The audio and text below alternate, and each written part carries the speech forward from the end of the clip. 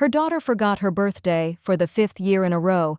Charlene Brooks, former event planner and single mother, didn't remind her. At the rehearsal dinner, Emily raised a toast, still unaware. By morning, the venue was locked, the deposit retracted, and the florist redirected. Charlene had planned hundreds of weddings, just not this one. And when the limo circled twice with nowhere to stop, the silence was mother-made. Wait, before we go any further, I gotta ask, where are you watching from? Drop it in the comments, and don't forget to subscribe. Lorraine Bell opened her eyes to the soft hum of cicadas outside her bedroom window. Pale morning light filtered through the linen curtains, casting long shadows across the quiet room. She reached for her phone on the nightstand, more out of habit than hope. No notifications, no missed calls, no texts. She stared at the screen a moment longer than she needed to. Then she placed the phone face down and exhaled, slow and steady, as if letting the silence settle into her bones. Downstairs, the smell of buttered toast didn't waft through the air. No card sat waiting on the table. The only sign that today meant anything at all was the small bakery box on the counter, the one she'd picked up herself yesterday, just in case someone remembered. She opened the lid. The cake was still perfect, untouched. "Happy birthday, Lorraine," was written in white script across pale lavender frosting. She closed the lid again. After pouring herself a lukewarm cup of yesterday's coffee, Lorraine carried it to the living room and sat by the bay window, the one that overlooked the garden. Her knees ached slightly as she lowered herself into the cushion. The house groaned in the silence, an old home, filled with the memories of voices that no longer echoed through it. She picked up her phone again, opened Facebook, and tapped through the first few stories. There she was, Kayla, her only daughter, wearing a silk robe with bride vibes stitched across the back, grinning in a selfie taken at a nail salon. The caption read, "Wedding Trial Day. Countdown begins." Lorraine stared at the image, thumb hovering. There was no mention of the day. No, "Happy birthday, Mom," not even a stray emoji. She locked the phone and set it aside. The front door creaked open without a knock. Denise walked in, holding 2 cups of coffee from Clover and Pine, their usual spot. "Did I miss the party, or is it just fashionably late this year?" Denise asked, already knowing the answer. Lorraine gave her a soft smile and a shrug. "5th year. That's a tradition now." Denise placed the cups down, walked over to the counter, and opened the cake box. "Still sealed," she noted. "You waiting for the Queen of England to show up?" "Wouldn't matter. She wouldn't eat carbs either." Denise snorted, then looked at her friend. Really looked at her. Lorraine's posture was the same, her wit intact, but there was something slightly sunken behind her eyes. A tiredness that came not from age, but from long-term emotional erosion. "I brought the hazelnut latte you hate because it makes you roll your eyes," Denise said, sitting beside her. "And because you're going to need your edge today." Lorraine took a sip and smirked. "It's still terrible." "Perfect." They sat in comfortable silence for a few moments, the kind that only comes from knowing someone for decades. Then Lorraine stood slowly, walked to the back door, and picked up her sun hat from the hook. "I'm going out." Denise watched as Lorraine stepped barefoot onto the dew-kissed grass, trailing the scent of coffee and old roses behind her. She moved deliberately, almost ceremoniously, toward the garden. The venue had once hosted some of the most beautiful weddings in Richmond: white arbors, wrought iron chairs, climbing ivy. Lorraine had built every inch of it herself, with the help of her late husband, and a determination that hadn't faded, even now. But as she watered the rose bushes, pausing at each one like they were old friends, the weight of being forgotten settled into her chest like a stone. A petal fell. Lorraine caught it in her hand. Software, faintly perfumed. A tiny thing, but somehow heavier than it should have been. From inside, Denise watched through the window, clutching the bakery box like a relic. Lorraine turned toward the gate at the edge of the garden, the one leading into the venue space. A ring of keys hung from her belt loop. She reached for them. Her fingers paused over one key in particular, the oldest, the one that opened everything. She didn't pull it off. She just stood there, hand hovering, eyes fixed. Then from inside the house her phone buzzed once on the coffee table. A single message. One name, Kayla. Lorraine didn't turn around. Instead, she slipped the key back into her pocket and walked deeper into the garden. The sun was higher now, burning off the haze from the early morning. Lorraine had just returned from the garden when the phone rang. Not a buzz, not a text, but a call this time. The screen lit up. Kayla. Lorraine stood in the kitchen, still holding her sun hat in one hand, dirt on her fingers, her sandals damp with dew. She stared at the screen until the third ring, then picked up. "Hi, Mom. Quick one. I just wanted to confirm the rehearsal's still on for Thursday, right? Around 5? I told my planner it was locked in." No happy birthday. Not even a pause for it. Lorraine leaned against the counter, looking out through the open back door to the garden she'd just come from. Her roses swayed gently in the breeze, still beaded with droplets. "It's penciled in," she said. Calm, even. A practiced neutrality. "Penciled," Kayla echoed, the tone shifting. Not concern, but confusion laced with entitlement. "What do you mean, penciled? You told me months ago." "I said I'd hold the date," Lorraine interrupted softly. "That's not the same as confirmed." A silence buzzed on the line, just long enough to be noticeable. Then, "Well, obviously it's confirmed. I mean, it's me." Lorraine let that hang in the air. "I've gotta go," she said. "The soil's drying too fast today." Before Kayla could respond, she ended the call and set the phone down, face up this time, like it might suddenly show something new. But it didn't. From the dining room, Denise called out, "She hit you with the 'it's me,' didn't she?" Lorraine walked in slowly, wiping her hands on a dish towel. Denise sat at the table with her glasses perched low, flipping through a spiral-bound venue checklist from last year's weddings. "You don't have to play nice anymore, Lo," she said. "You don't owe her that." "I know. Do you?" Lorraine didn't answer. Instead, she reached for the keyring still clipped to her jeans. It clinked lightly as she turned it in her hand, her thumb brushing the long silver one. Slightly rusted, the teeth dulled from years of use. The venue key, the one she hadn't let anyone else copy. She unhooked the entire ring and placed it on the table in front of her, but she didn't remove the key. Denise watched her with quiet expectation. Lorraine just shook her head. "Not yet." Just then, Alicia knocked once and stepped inside, clipboard in hand, ponytail tight, a no-nonsense look on her face as usual. "Morning, Lorraine. Morning, Denise. Quick thing, I checked the files this morning and we never received a signed contract from Kayla." Lorraine tilted her head, feigning mild surprise. "Really?" "She emailed the draft back in April but never signed or returned it. Deadline was the 15th of last month." Alicia paused. "Which means, technically, we have an open weekend." Lorraine took a breath, then walked to the small roll-top desk near the front window. It was a piece her husband built, oak, solid, worn smooth by years of event planning and tax seasons. She opened the middle drawer and pulled out a file folder marked Pending, Family. Inside, crisp and uncreased, was Kayla's unsigned contract. Lorraine looked at it for a long moment, her thumb resting on the empty signature line. Then she slid it onto the table between them. No initials, no deposit, no liability waiver. Denise arched an eyebrow. And no birthday call. Lorraine tapped the paper once with her fingertip and then folded it closed again. Her movements were calm, measured. But inside, a quiet shift was happening, like tectonic plates just beginning to slide. Alicia stood straighter.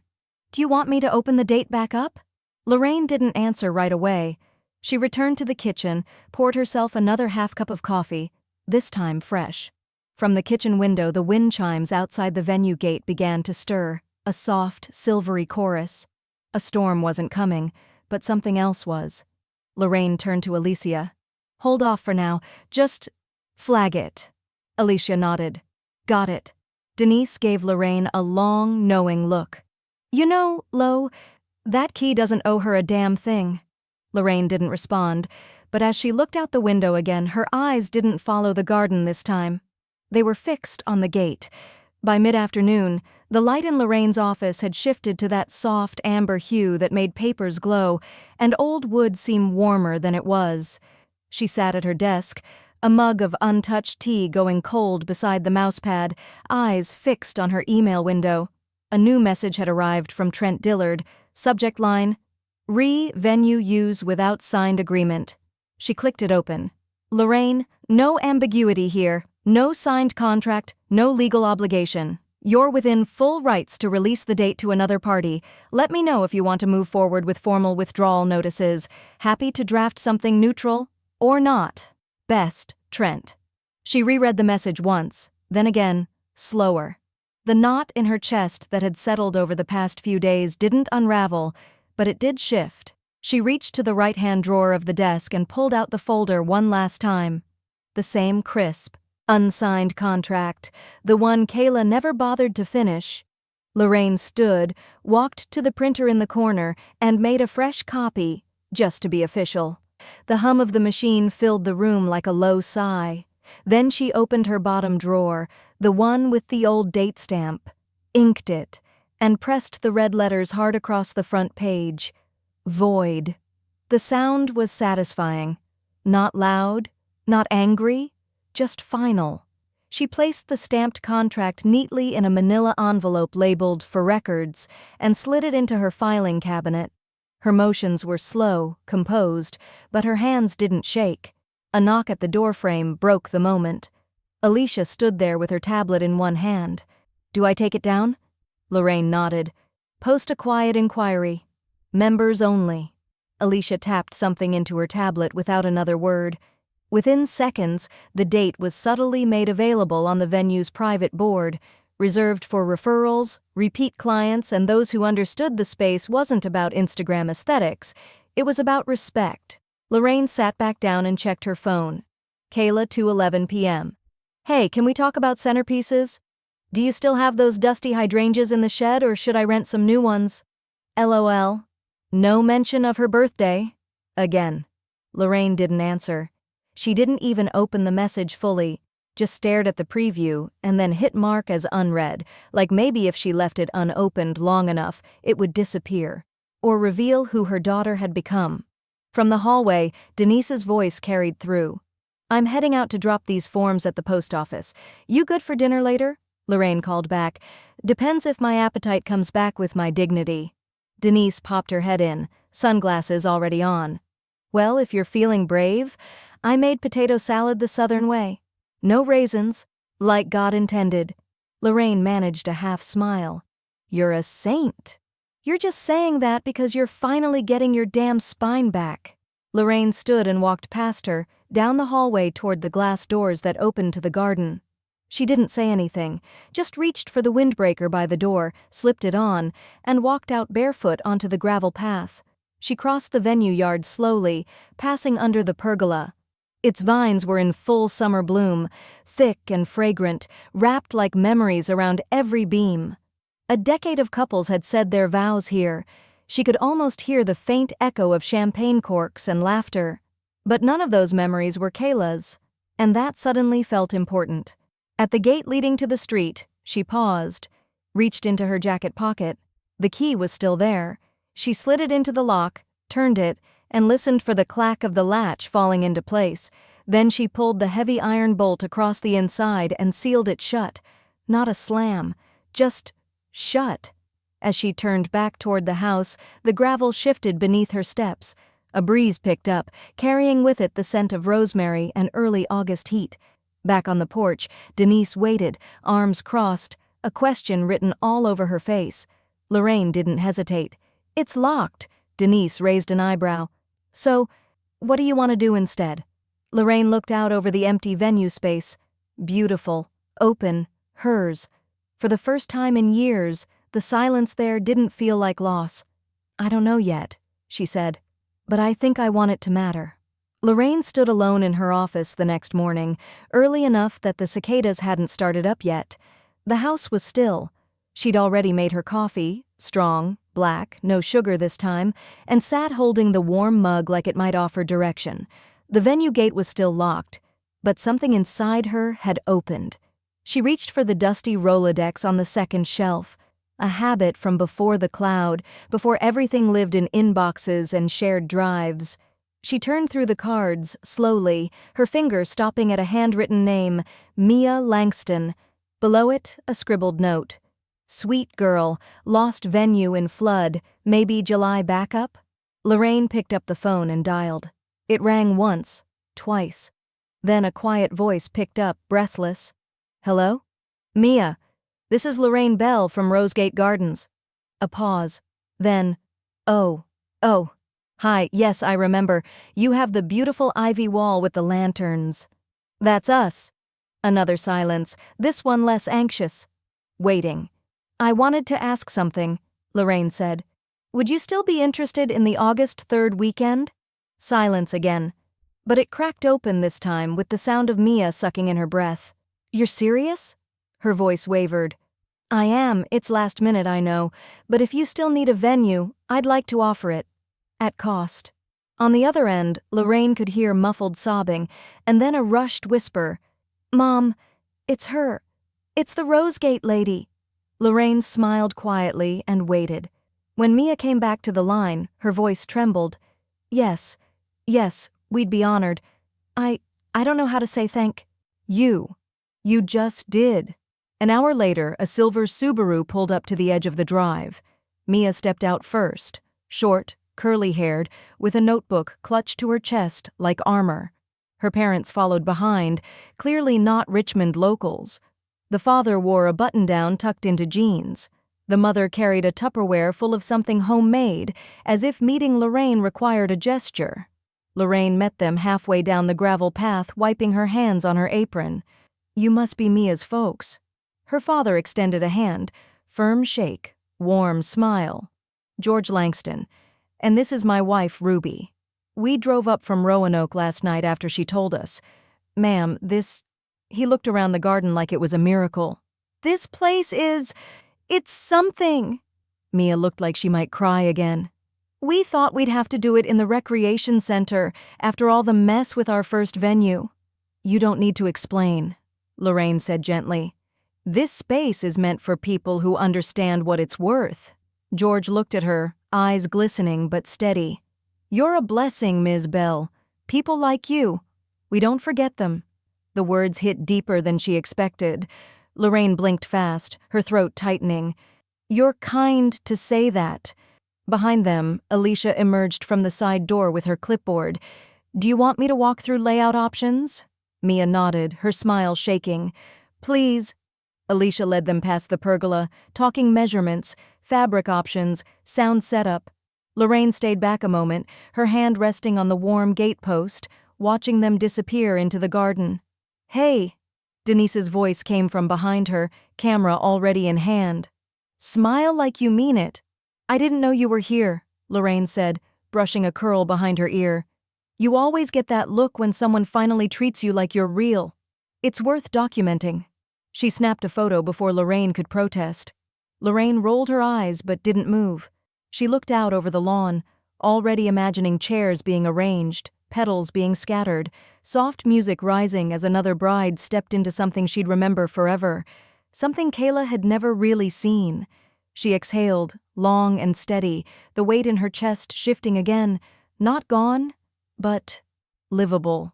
From across the lawn, Alicia called out, Lorraine, Mia's asking if we can swap in the string lights for dusk? Lorraine smiled. Tell her I'll wire them myself. She started walking toward them, the breeze lifting the hem of her apron slightly, the sun warming the back of her neck. Behind her, Denise looked down at the photo on her camera screen.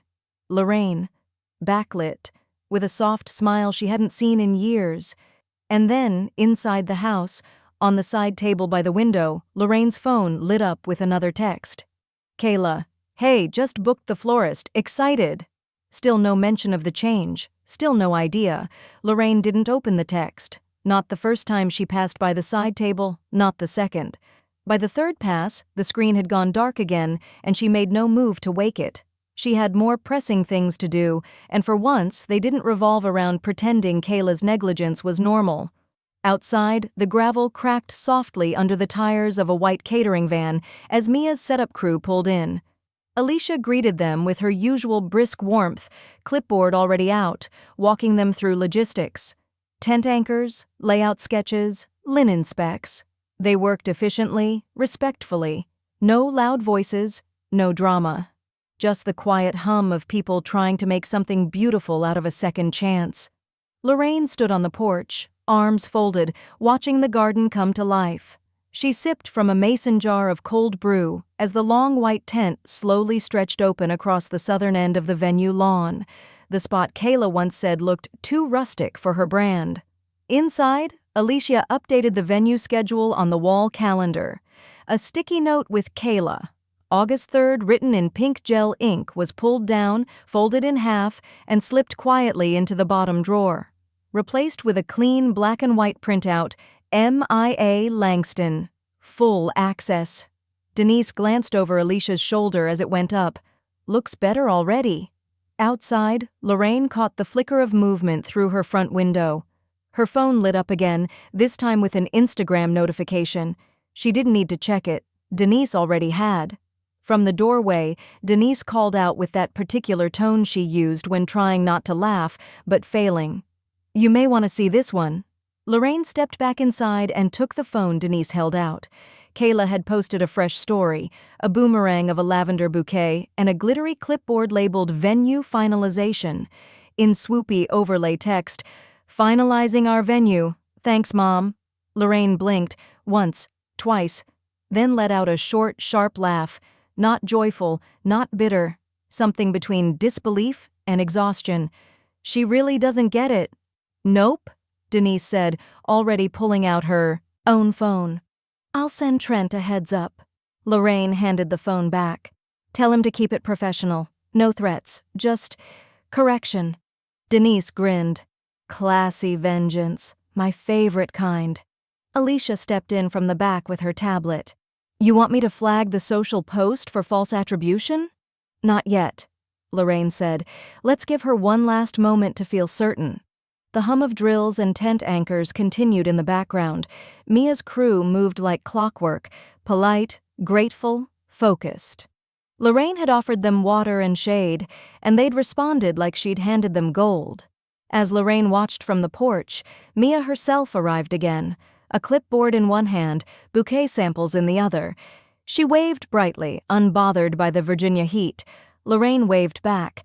Behind her, Denise's phone buzzed. She glanced down, opened the new message, and let out a low whistle. "Trent's fast." She handed the phone to Lorraine. On screen was a clean PDF draft bearing the crisp header of Trent Dillard's law office. Unauthorized promotion and use of venue likeness. To whom it may concern, as of July 26, 2020, Rosegate Gardens is under no contractual obligation. Lorraine didn't finish reading it. She'd seen enough. "You think she'll believe it when she gets this?" Denise asked. Lorraine looked back toward the garden. Mia was now walking the path toward the pergola, running her fingers along the railing Kayla never touched. "She'll believe it when she's standing on the other side of the gate and someone else is in her spot." Denise nodded once. "And that moment's coming." They stood in silence for a beat longer. A bird rustled the leaves overhead. Someone outside called out for another extension cord, and then Lorraine's phone buzzed again. This time, a call. "Kayla." Lorraine let it ring. Outside, Mia's father stepped out of the tent with a folded ladder in his arms and gave Lorraine a small salute. She smiled. Inside, the phone stopped ringing. By the time Kayla arrived, the tent was already up, string lights clipped into place like jewelry. The scent of gardenia and cut grass hung in the humid air. Mia's team moved with quiet precision, testing the mic, double-checking table placements, taping cords to the pathway bricks. Kayla's black SUV screeched a little too loudly as it pulled into the side gravel lane. Lorraine, sitting just inside her sunroom with a cup of mint tea, didn't move. She heard the tires. She heard the slam of the car door. She heard the shout, but she stayed exactly where she was, legs crossed, her tea warm in her hands, and the air just barely disturbed by the ceiling fan above. Alicia met Kayla at the iron gate. "Excuse me, I need to get in," Kayla snapped. "I'm supposed to be doing my walkthrough today. I know I didn't book it through you, but my mom owns this place, so—" "Yeah." Alicia didn't blink. She tapped the iPad in her arm like it was gospel. "This weekend is booked. Mia Langston is our confirmed client. You're not on today's schedule." Kayla's face contorted. "Mia who?" Alicia's smile didn't reach her eyes. I'm happy to forward you a copy of our policy documents. You've got to be kidding me. Kayla glanced past her, eyes darting across the lawn. She saw the tent, the tables, the floral arch in mid-assembly, and the faces, strangers, already setting up in what she had long considered her space. From inside, Lorraine sipped. Kayla spotted her through the sunroom window, marched toward the house, only to stop at the locked garden gate. "Mom! Seriously?" Lorraine lifted her eyes slowly. The window glass caught her reflection, a calm woman in linen and quiet resolve. "You replaced me?" Kayla shouted. "With that?" Lorraine took another sip and said nothing. Kayla banged her hand once against the gate. "I needed this, Mom. I told everyone. I already posted. Do you know how that makes me look?" From the far side of the garden, Marcus came walking up the side path, khakis rumpled, a bouquet sample in one hand, confusion written all over his face. "Kayla? What's going on?" Kayla turned to him, already fuming. "My mom just gave our wedding venue away. To some stranger. Behind my back." Alicia didn't move. "Actually, she never confirmed with you." Marcus blinked. "Wait, you didn't sign anything?" "I was going to!" Kayla snapped. "God, why is everyone acting like this is my fault?" From the sunroom, Lorraine finally rose. She stepped outside onto the porch, quiet and deliberate. "This venue," she said, voice clear but steady, "is for people who remember who built it, who tended the roses, who repaired the broken railing, who stayed up till midnight stringing lights, not people who forget birthdays and send emojis instead of apologies." Kayla stood stunned. "You're seriously doing this, right now, in front of everyone?" "Yes," Lorraine said, "especially in front of everyone." Mia, standing near the tent, froze. Her father, George, gently placed a folding chair down and looked away, giving the moment dignity. Kayla turned to Marcus, panicked now. "Say something!" He stared at Lorraine, then at the venue, the clean lines, the love in the details. And for the first time, his silence didn't feel like loyalty to Kayla. Kayla's voice cracked. "You're selfish, Mom. You're doing this just to make a point." "No," Lorraine said softly. "I'm doing it because I finally learned how." Kayla let out a sound, half scoff, half sob, and turned on her heel. The sound of her heels hitting gravel was sharp, too fast, too loud. The SUV door slammed, engine roared. She was gone in seconds. Alicia looked down at her iPad and tapped in a note. "Blocked access confirmed," she murmured. Lorraine turned and walked back inside without another word. The moment had been coming, but it didn't leave her triumphant. It left her still. Denise appeared behind her, having seen the whole thing from the kitchen. She raised an eyebrow and crossed her arms. "She brought that on herself," she said flatly. "But if you need to scream into a pillow, I've got options." Lorraine didn't answer. She went to the sink, rinsed her cup, and placed it upside down in the rack. Then she reached into the drawer and pulled out an old manila envelope, the one labeled Estate, Personal Use, and ran her thumb over the seal.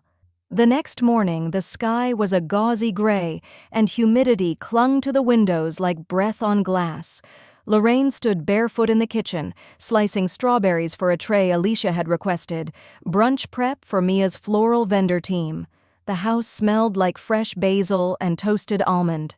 Denise sat at the island, reading the Richmond Weekly with her glasses low on her nose.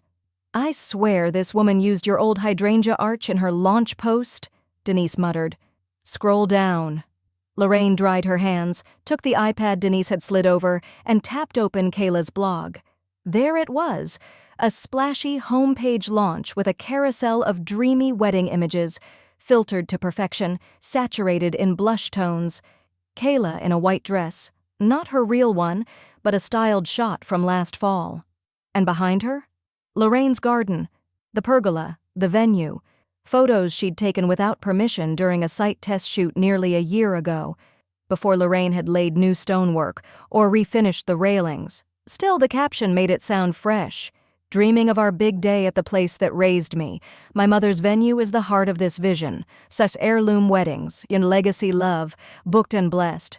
Lorraine didn't flinch, but her jaw tightened. She's stealing warmth she never earned. Alicia walked in just then, caught sight of the screen, and froze mid-step. She tagged the venue's location? Lorraine nodded, and used old press photos. I'll handle it. Alicia set her coffee down, opened her laptop at the counter, and began typing at a speed Lorraine had come to associate with someone protecting a boundary, not just a brand. Within minutes, the venue's Instagram issued a simple, clipped message. Rosegate Gardens is not affiliated with any promotional materials or media published by Ms. Kayla Bell. Use of likeness denied. Any previous association has been voided due to lack of contract. Denise arched an eyebrow. That'll sing. Within an hour, comments under Kayla's blog post started to shift.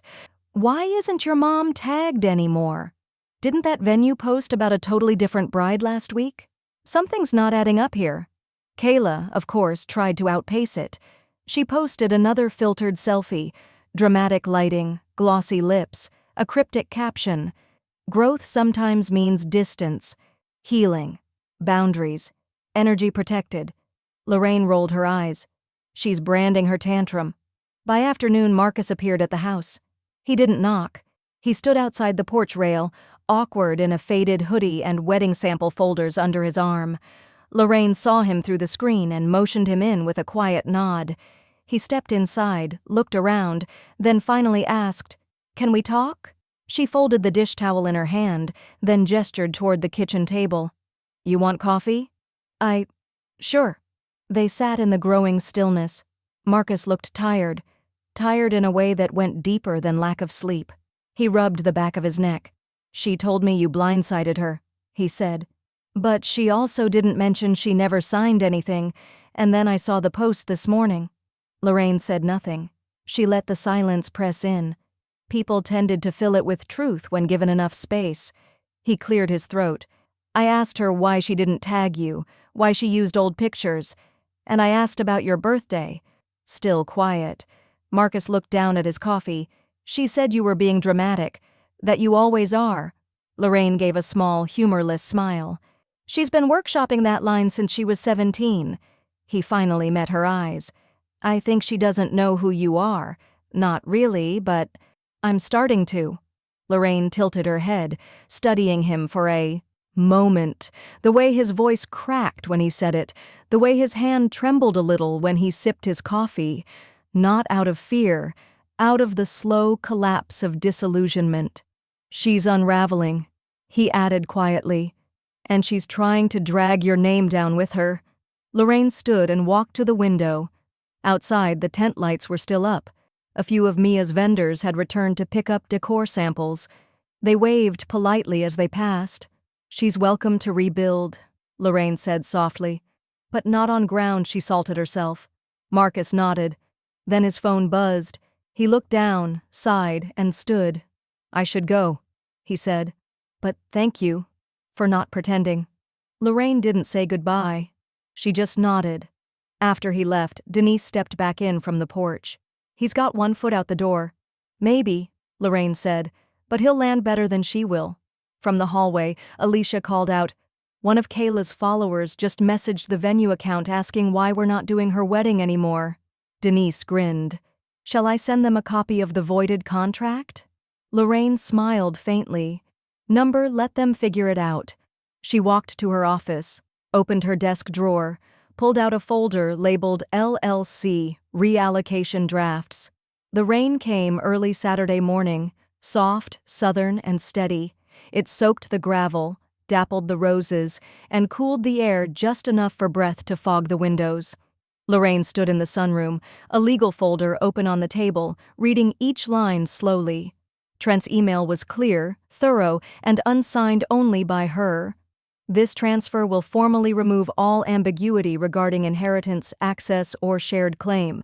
The LLC will be solely in your name and cannot be contested under standard Virginia family asset law once finalized." She picked up the pen, clicked it once, signed. Across the hall, Alicia leaned into the doorframe with a bundle of new flyers in her hands. "We've got another booking." Lorraine looked up. "Referral from Mia's planner," Alicia said, flipping one of the flyers around. It featured a smiling couple. Soft pastels, picnic-style tables, croissants, and mimosa towers. They want a Sunday morning garden brunch wedding, just under 40 guests. Lorraine took the flyer, examined it, then nodded. Make it official. Alicia smiled. This weekend just became double booked. We're turning into a boutique powerhouse. Lorraine raised an eyebrow. Boutique sounds nice. Powerful sounds better. They both laughed, but quietly. There was weight behind it now. Not giddiness, but control. Later that afternoon, Lorraine placed the new flyer into a display stand on the front desk beside a bowl of wrapped caramels. The Sunday couple's names, Jason and Elise, were printed neatly in cursive font. A second framed flyer beside it showed Mia, laughing beneath the pergola, bouquet in hand, golden light behind her like a blessing. 2 brides, 1 weekend. No Kayla, which made the call all the more ironic. Lorraine didn't answer it. Her phone buzzed 3 times in less than 10 minutes, once from Kayla, then from an unknown number, then, finally, a text. Kayla. Mom, call me. It's urgent. My backup venue fell through. Construction issue. We're out of options, please. Lorraine tapped her screen. Mute notifications. In the kitchen, Denise set down a typed document beside the cookie jar. Her latest creation. Laminated and laminated again. Rosegate Gardens. Venue policy. Addendum 3. Effective immediately. No family or relatives may book event space without a fully signed contract, security deposit, and liability insurance on file. No exceptions, no holds. Lorraine read it, smiled. Post it by the front door and on the website. Denise winked. You're a damn fortress now. No, Lorraine said, tapping the folder Trent had returned, now signed and sealed. Now I'm the deed holder. By late afternoon, the rain had cleared. The ground glistened and workers arrived to string fresh garlands for Jason and Elise's brunch setup. Lorraine moved through the venue quietly, greeting vendors, offering lemonade, fixing a crooked chair without anyone asking her to. She was calm, she was exact, she was present. Inside the office, Alicia stood at the printer, stacking fresh brochures. The cover showed Mia in a soft blue dress, arms around her new husband. Below it, in small, elegant script, Rosegate Gardens, a legacy built in bloom. She printed another stack with Jason and Elise's photo below, then paused. The screen lit up again, another email. From Kayla. Subject, URGENT. Please reconsider. We'll pay double. I can fix the post. I didn't mean to disrespect you. I was just overwhelmed. Please. Alicia glanced toward the sunroom, saw Lorraine folding a pile of monogrammed napkins with quiet precision. She didn't forward the message. Instead, she dragged it into a folder labeled Deferred. Back outside, Denise held up her phone to take a picture of Lorraine helping place centerpieces under the arbor. Smile, she called. Lorraine didn't look up, but she smiled anyway. From the road, a black SUV idled across the street, hidden behind tinted windows, watching. The black SUV was gone by morning, but its silence lingered. Lorraine found the envelope on the porch bench. Pale pink, sealed unevenly, warped slightly from humidity. No postage, just her name scrawled in Kayla's handwriting, slightly slanted, slightly rushed, like a child hoping a gesture would make up for what words didn't. She held it between 2 fingers like it might drip. Denise appeared beside her in her robe, steaming mug in hand. Early delivery? Lorraine opened it slowly, slid the card out, white with gold trim, blank inside. She turned it over, checked for a note tucked in. Nothing. She held it up like evidence. Not even a sentence. Denise took one look and snorted. Even guilt takes shortcuts now. Lorraine placed the card flat on the kitchen counter, didn't bother tucking it away. By mid-morning, the house was quiet except for Alicia clicking through email in the front office and the occasional whir of the printer as new brochures rolled out. Lorraine took her time rearranging centerpiece bins and hand-folding clean linen napkins. It was ordinary work, repetitive, grounding. Then came a knock. Software, hesitant. Lorraine opened the door to find Marcus standing alone on the porch, holding a bakery box and looking like he hadn't slept. He offered a small, awkward smile. I brought muffins, thought they might still be neutral territory. Lorraine stepped aside. They sat at the kitchen table. She didn't ask if he wanted coffee. She poured it. Black. Nothing added. "She's spiraling," Marcus said quietly. "She sent the card this morning and then spent the next hour telling me it should have been enough. I told her it wasn't." Lorraine stirred her spoon in silence, though there was nothing in her cup to dissolve. "I'm not here to defend her," he said. I wanted to say I'm sorry for the way she's treated you, for letting it go on as long as I did." Lorraine nodded once. "She's an adult. So are you." "I know," he said, voice thick. "But I should have been a better mirror." She looked up at that. "Sometimes," she said, "you don't see the cracks until you stop standing in their reflection." He nodded slowly, pressed his palms flat to the table like he needed to steady himself.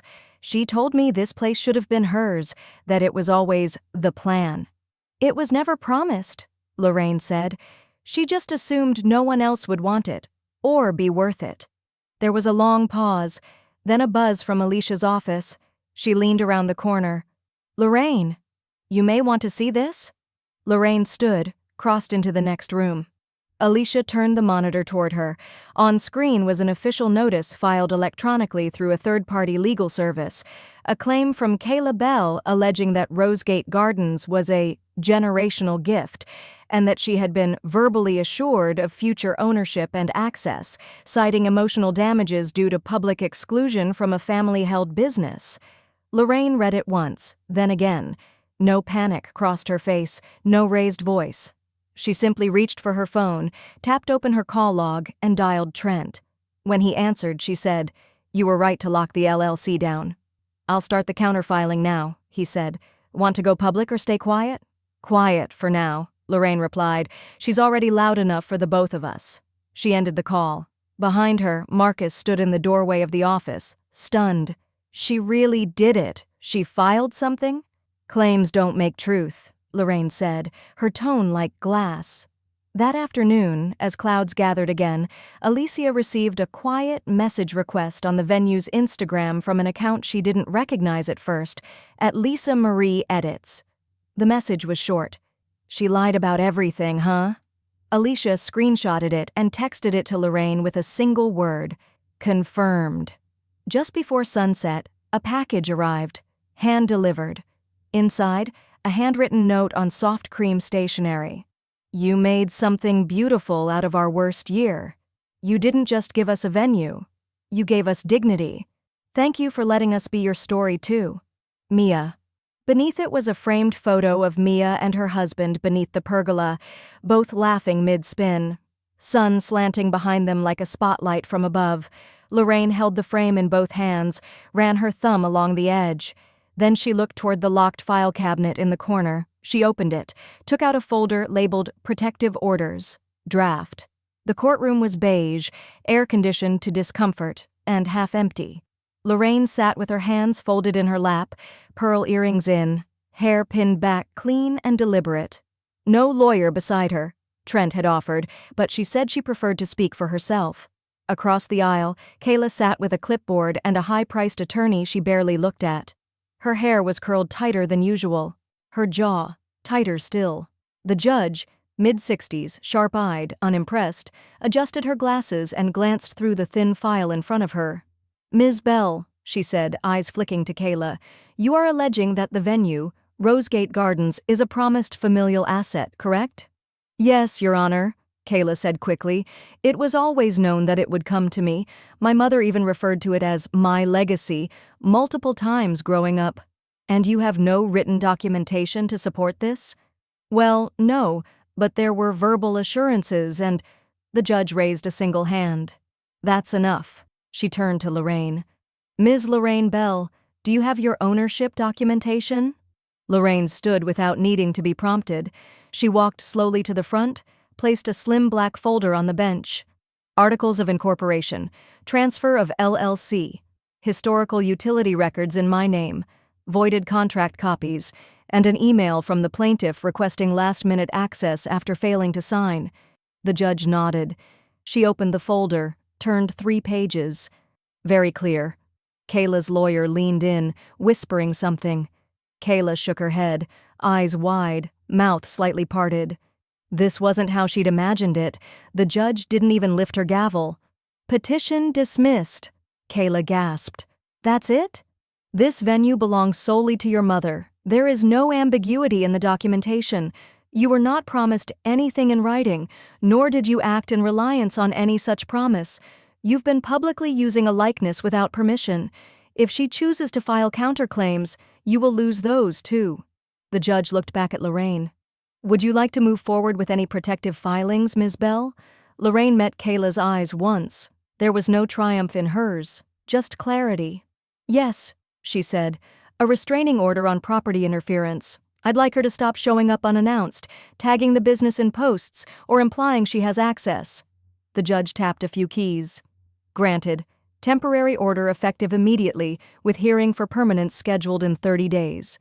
Kayla's mouth opened like she might argue, but Marcus touched her shoulder. "Come on," he said softly. She yanked her arm away, eyes brimming, then followed him out with stumbling steps. Outside the courthouse, Kayla broke. On the steps, in full view of traffic and bystanders, she sat down on the second-to-last stair and buried her face in her hands. Marcus crouched beside her, saying something low Lorraine couldn't hear. She didn't linger. Alicia was waiting by the car. The moment she saw Lorraine, she opened the passenger door and handed her a cold hibiscus tea. "You were ice," Alicia said, smiling. "Literal ice." Lorraine let out a small breath. "I was tired." They drove back in comfortable quiet, the kind that said everything had shifted, finally and irrevocably. By late afternoon, the garden at Rosegate was bustling. Vendors milled about, laying down folding chairs, passing around trays of cucumber sandwiches and peach tarts. It was Alicia's idea, a vendor appreciation brunch meant to honor not just the clients, but the behind-the-scenes workers who made it all possible. Denise clinked her glass and raised a toast. "To the woman who stopped waiting for gratitude and started writing her own script." Applause rang out across the yard. Lorraine stood near the ivy wall, smiling but composed, not modest, not emotional, just grounded. "She really thought the last name was enough," Denise said later, sipping her mimosa beside her. "Thought blood was the same as bond." Lorraine didn't answer right away, then quietly, "She thought love was something she could inherit." A pause. "But it's earned, every time." From across the lawn, Alicia held up her camera. "Lo, smile!" Lorraine turned just enough for the light to catch her eyes. Inside the house, her phone buzzed once. A new email. From Kayla. Subject line, "You didn't have to humiliate me." Lorraine didn't open it. Instead, she opened her notes app and typed a single phrase for her memoir draft. "The garden only blooms for those who dig." The Saturday Kayla was supposed to walk down the aisle passed like any other. No music floated through the trees, no cars lined the street, no silk-draped chairs shimmered under Virginia's sun. The only sound in Lorraine's garden that morning was the gentle clatter of wind chimes and the rustle of Mia's ribboned thank you bouquet left on the gatepost, tied with a note in lilac script. "Your space changed our story. Thank you for letting us start it here." Inside, Lorraine stood in the office, holding a new frame. A photo Mia had dropped off herself, quietly, with teary eyes and banana bread wrapped in foil. It showed her and her husband beneath the lanterns, cheeks pressed together, eyes closed in laughter. There was something honest about it, something rooted.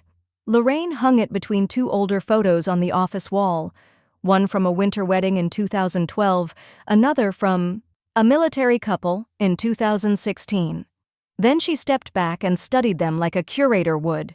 Each frame had been earned. None of them featured Kayla. By Monday, the phone wouldn't stop ringing. Alicia leaned through the doorway with her notepad and a grin. "We've had 5 new inquiries in 48 hours. 2 are referrals from Mia's planner. One's from a photographer who saw the brunch post. People are asking if we do wait lists." Lorraine smiled without looking up from the desk. "Tell them we're booked for Hearts First, drama later." That same afternoon, a local podcast host stopped by, a woman in her 30s with tortoiseshell glasses and a portable mic. "We're doing a mini-series on local women-owned businesses that survived family transition," she'd explained. "Your name came up from 3 different wedding vendors." They sat beneath the pergola for the recording, iced tea between them. The host leaned in, all warmth and curiosity.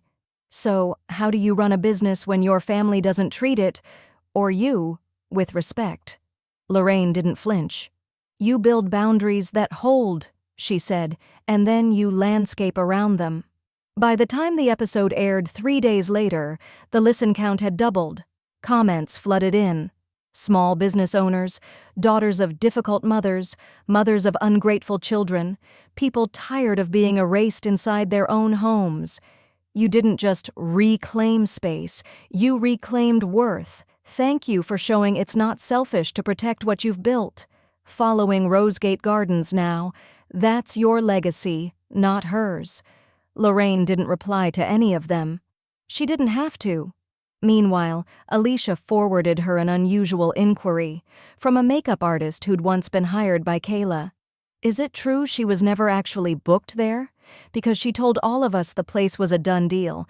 Just wondering, I declined another gig that weekend. Lorraine read the message and closed the laptop. She wasn't surprised anymore. That evening, Denise strolled in holding a paper bag from a nearby deli and a local real estate flyer tucked under her arm. "Guess who I saw looking at one-bedrooms on Gray Street," she said, dropping both on the counter. Lorraine didn't have to guess. "Alone?" she asked, reaching for a pickle spear. "Yep, 1 foot in, 1 foot out. Guy looked like he'd just signed a lease on reality." Neither of them said his name. It wasn't necessary. Later that night, the garden lights flickered on at dusk. Lorraine stood at the edge of the lawn, arms folded, watching as Jason and Elise, the Sunday brunch couple, strolled hand in hand past the fountain, scoping ideas for their anniversary picnic. They waved. She waved back. Across the street, an Uber slowed to a stop. Kayla stepped out, alone, wearing black leggings and sunglasses too large for evening. She didn't come to the gate. She stood across from it, just far enough not to violate the restraining order, her arms tight around her middle like she could still hold something in place. Lorraine didn't move from the porch. A minute passed, then another. Kayla turned and got back into the car. It pulled away. Inside, Alicia crossed through the kitchen, holding a tray of clean glasses.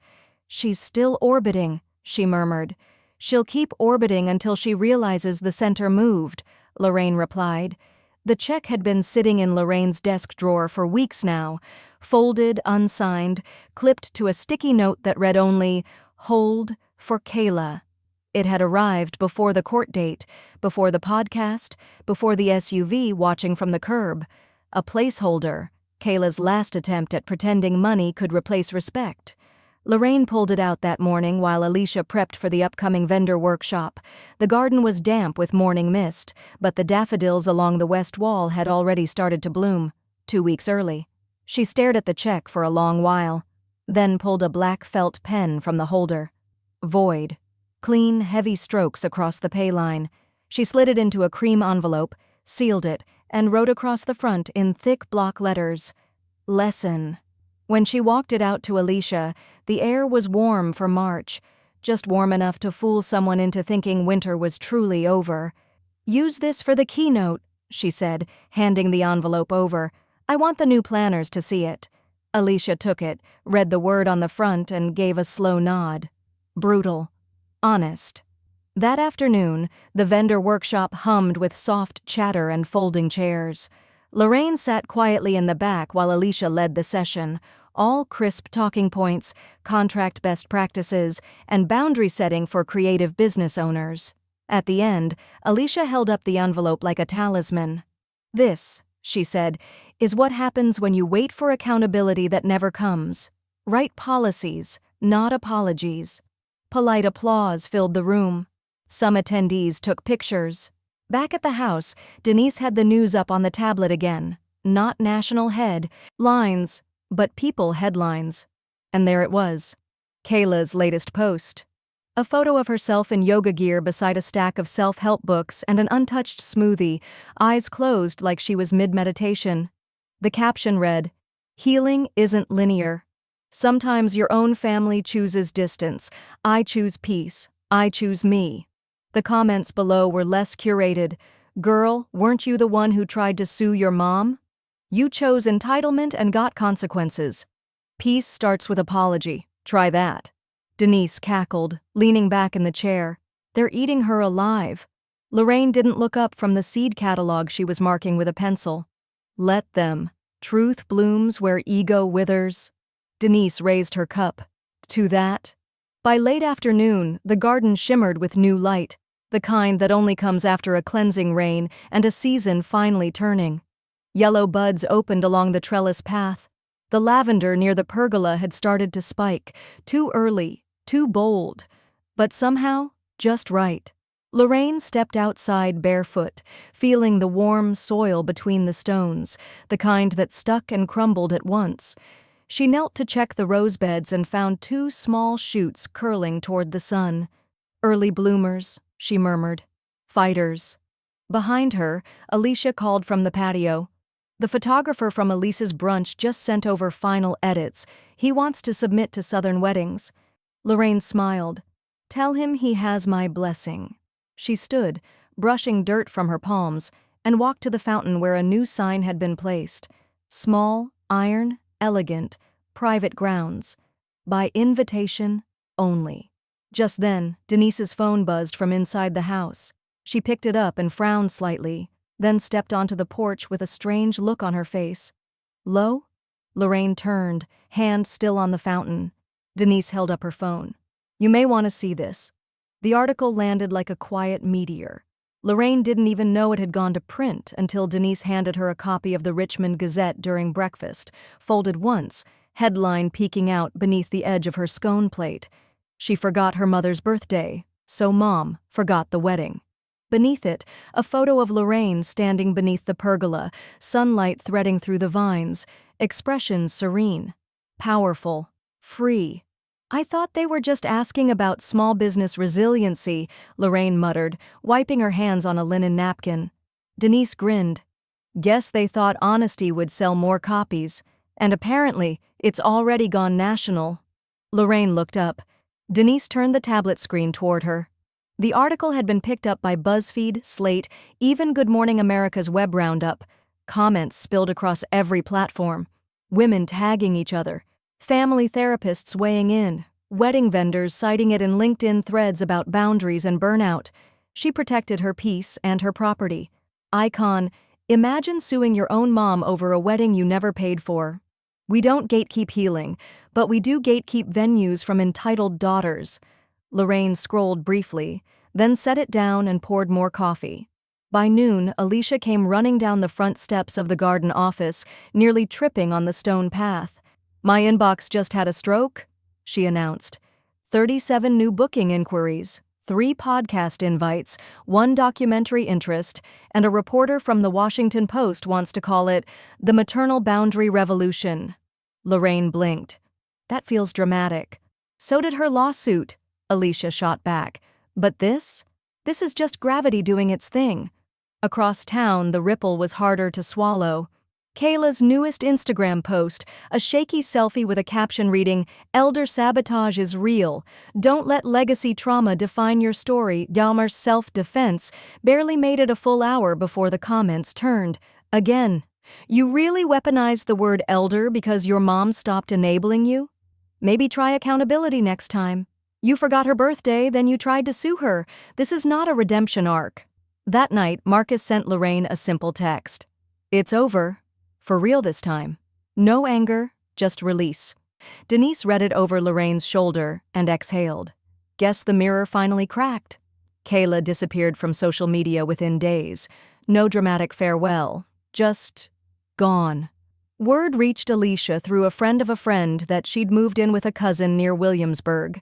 No car, no ring, no plan. Her name was missing from wedding planning boards. Group chats went quiet. Alicia received a private message 2 days later from Lisa, Kayla's old friend. She's not mad you replaced her. She's mad you stopped giving her a stage. Lorraine didn't reply. Instead, she stood in the office one quiet afternoon and updated the display wall, moving Mia's framed photo slightly to the left to make room for Jason and Elise's new portrait. 3 couples, 3 chapters, each earned. She lit a small candle on the desk, lavender and cedar, and watched the flame for a few seconds before closing the office door behind her. By the weekend, Alicia had printed out the front page of the Gazette article and pinned it to the corkboard in the back hallway, just above a sign that now read, "Boundaries are not bridges. Cross them and we close the gate." The new bookings kept coming. So did the handwritten thank yous. So did the calm. But that night, just after the garden lights flickered on, Lorraine found a package on her doorstep. Unmarked, hand-delivered. Inside, a small canvas wrapped in craft paper.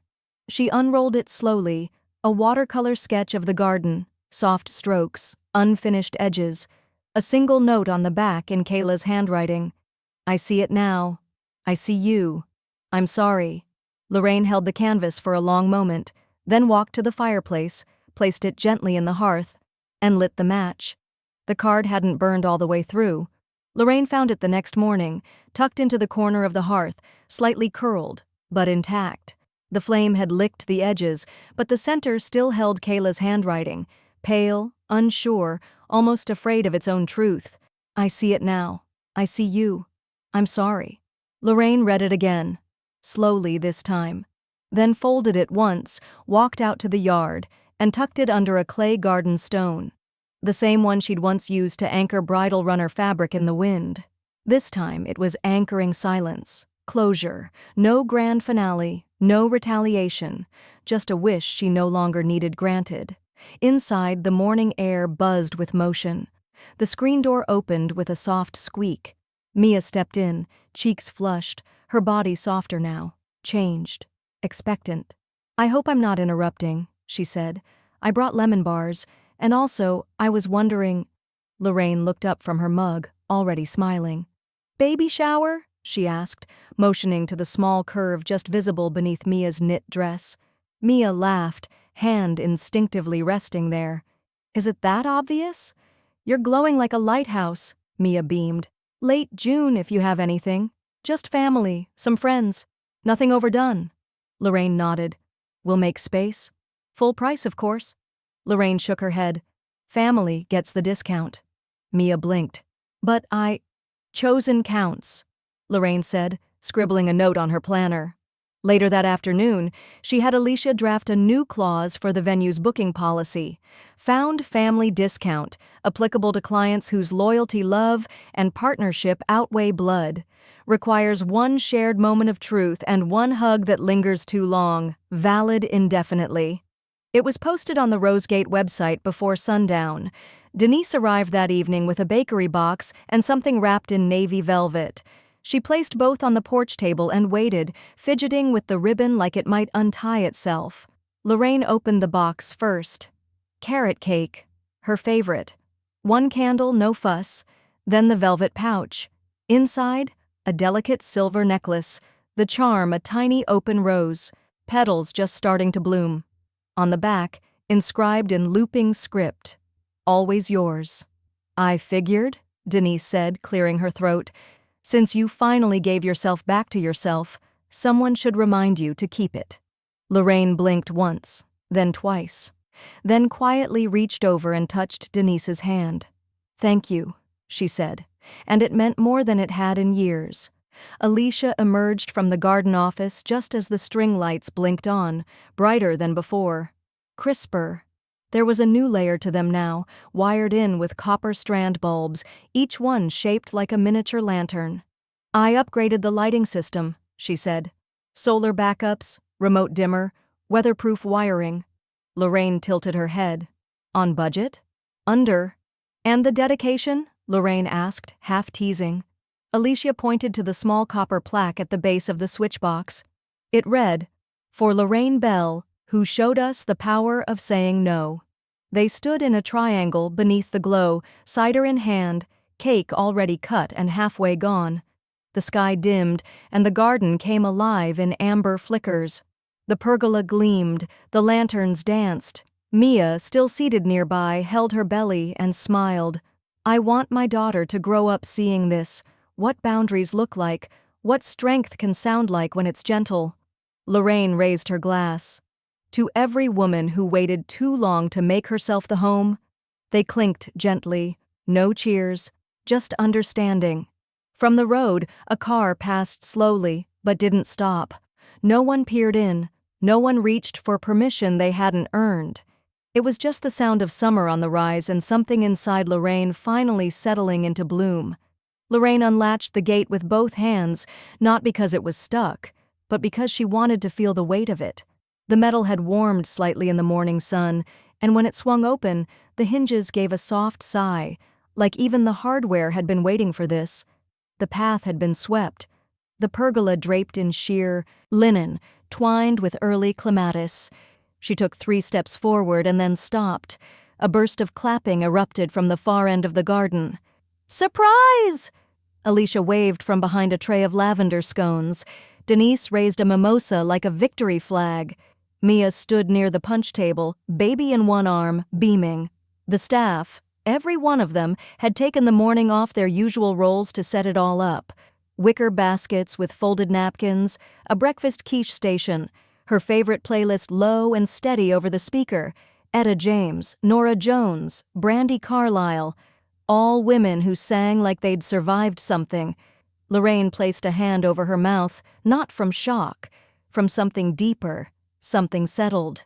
"Is this what happens when you let people love you on their own terms?"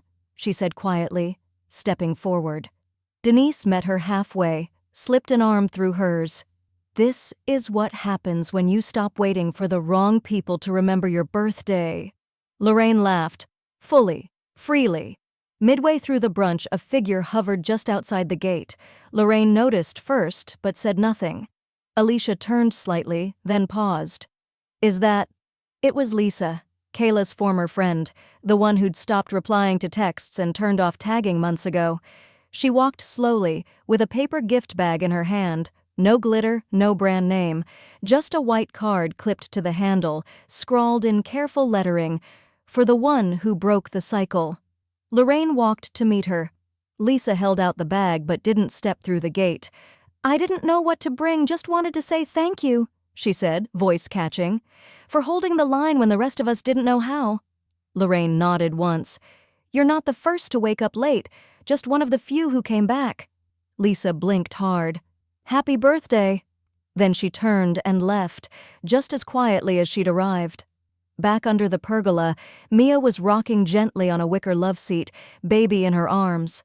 Lorraine walked over, sat beside her, and reached. The newborn stirred but didn't cry. Lorraine cradled the bundle gently, her arms instinctive in the way that only comes from once having known how to hold someone with your whole heart and still being forced to let go. Alicia snapped a photo. Mia reached over and placed a soft hand on Lorraine's forearm. "She's already safe with you. You know that, right?" Lorraine didn't speak. She just held the baby a little tighter. Denise came up from behind, holding a small box wrapped in craft paper and twine.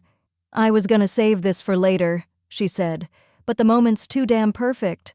Inside was a brass plaque, the kind you'd mount on a wall. Lorraine turned it over and read, "Forgotten isn't the same as erased. Not when you own the pen." Denise shrugged. "Seemed like your handwriting now." They mounted it in the office later that afternoon, just above the new gallery wall. 3 generations of joy, and none of them pretending. The sun sank low over the lawn, painting the roses in bronze. Candles flickered beneath the trellis. Someone turned the music down so the wind could speak for itself. Lorraine walked the garden perimeter once more, slowly, like someone counting blessings instead of missteps. She reached the gate, turned back, and let the latch fall with a click. Then she whispered to no one in particular, "This year, I made the wish." And I locked the gate behind it.